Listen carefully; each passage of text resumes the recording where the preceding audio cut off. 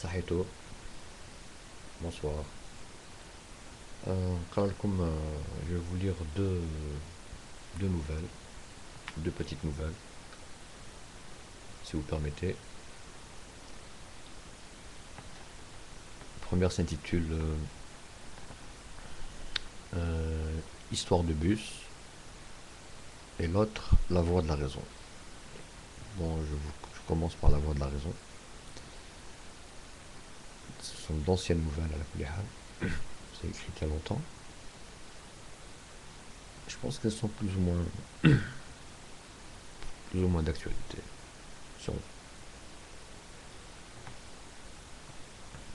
Alors, La voix de la raison. Au début, il ne voulait rien savoir. Il tenait sa plume à la façon d'une Kalachnikov, pointée sur tout ce qui lui paraissait suspect. Il ne pouvait comprendre qu'on puisse devenir si vite, aussi gras, aussi bête et méchant. Ainsi, Hayyan Kilkhoren tirait à bout portant sur ceux qui, selon ses propres dires, avaient vendu pour pas cher les feuilles d'automne aux plus offrants d'entre les vents, faisant référence sans doute aux idéaux de la révolution de novembre 1954, qu'il estimait trahis par une caste dominante sans foi ni loi. Il éprouvait un plaisir fou lorsqu'il réussissait à pondre un article nitroglycérine et dormait alors profondément en rêvant de lendemains meilleurs. Le matin, il allait au-devant des fades réalités, prêt à en extraire le fioul qui alimentait sa rage. Mais aux gentils citoyens, il y a longtemps que les journalistes n'écrivaient plus rien. Ils se contentaient de transcrire et surtout de signer les dépêches tombées sur les téléscripteurs. Pour le reste du temps, ils allaient grossir les queues devant les magasins d'alimentation générale.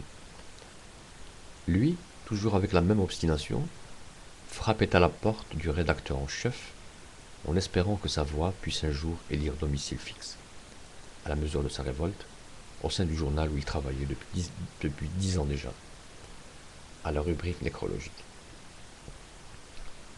Quand bien même Ayan Kilkhoren était gentil, tous les journalistes de gentils citoyens sont gentils, il a fini par réagir. Il eut une fois l'idée subversive d'inverser l'ordre hiérarchique des morts et l'exécuta sur le champ. Mais on s'en aperçut à temps. Il a fallu reprendre tout le travail. Tout le monde au journal savait qu'il n'avait dû son salut que grâce à l'intervention d'un ami d'enfance, officier de son état. Et pendant que le soleil brillait toujours aussi bas sur toute l'étendue du pays, ses collègues continuaient de signer frénétiquement les dépêches tombées sur les téléscripteurs en les transcrivant intégralement. D'ailleurs, personne n'achetait plus le gentil citoyen depuis fort longtemps, sauf les administrations publiques et les autres institutions de l'État qui étaient obligées de s'y abonner à raison d'un minimum de 1000 exemplaires par jour. Les queues devant les magasins d'alimentation générale s'allongeaient, et Ayan Kilkhoren, aussi sonné qu'un boxeur amateur au dixième round, s'enticha de Fahma, une jolie fille, qui se chargea de lui inculquer les rudiments de l'ambition. Ne pouvant résister longtemps, il baissa complètement sa garde et reçut du coup un charmant crochet fatal au menton. Depuis ce jour, il n'entend que les cuicuis des oiseaux, ne jure que sur la tête de ses enfants, transcrit et signe machinalement les dépêches tombées sur les téléscripteurs du gentil citoyen.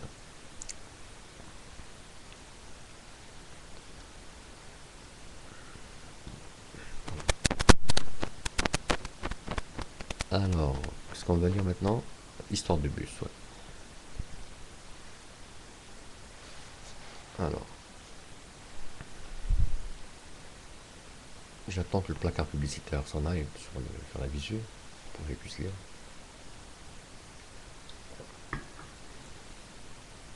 Voilà, il est parti.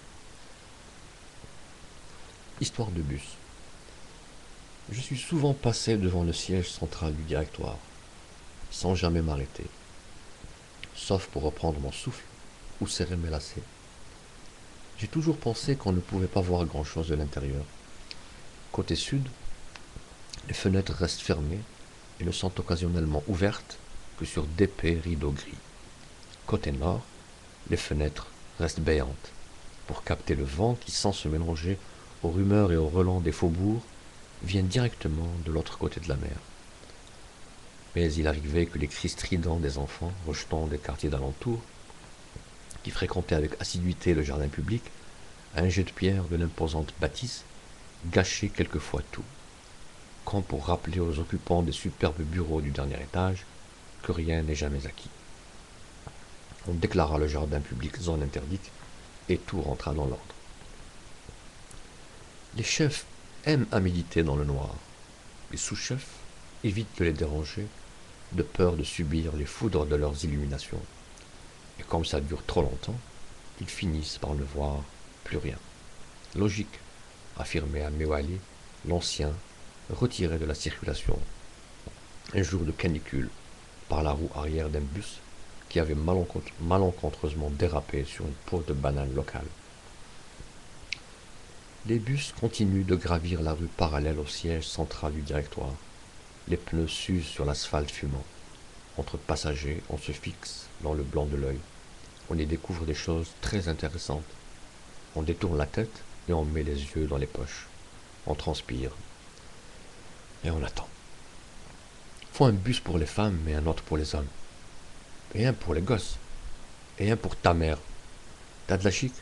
Je chic pas. La chic, c'est pas chic. Personne ne s'attarde à regarder du côté du jardin public. Les bancs sont déserts. Il n'y a plus d'amoureux à épier, pas d'amoureux à blâmer ou à envier. Il n'y a que des pigeons qui attendent la nuit pour dormir.